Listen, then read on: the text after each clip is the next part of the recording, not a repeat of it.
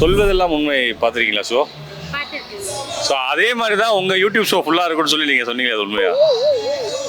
கண்டிப்பாக அப்படி தான் இருக்கும். ஸோ எனக்குமே ஒரு சொல்யூஷன் கிடச்சிச்சின்னா நல்லா இருக்குன்றதுக்காக தான்.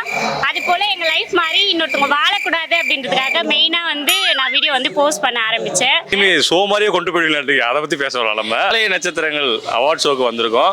உங்களை பார்த்தா அந்த ஒரு கரண் மூவியில் உப்புக்கல் முக்கு ஒரு பாட்டு உப்புக்கல் தண்ணீருக்கு ஏக்கப்பட்டது. அதில் வர ஹீரோயின் மாதிரியா இருக்கீங்க. சரி, உங்களை இந்த ஹீரோயின் மாதிரி இருக்கேன்னு சொல்லி யாராவது சொல்லியிருக்காங்களா?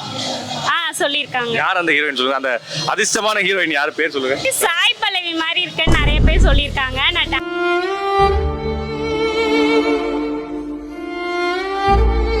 எப்படி தூரமா பார்த்தா தெரியுங்களா, இல்ல சிரிச்சு பார்த்தா தெரியுங்களா, இல்ல ஒரு லெஃப்ட் சைடுல பார்த்தா எந்த ஆங்கிள் பார்த்தா உங்களுக்கு சாய் பல்லவி மாதிரி இருக்கு?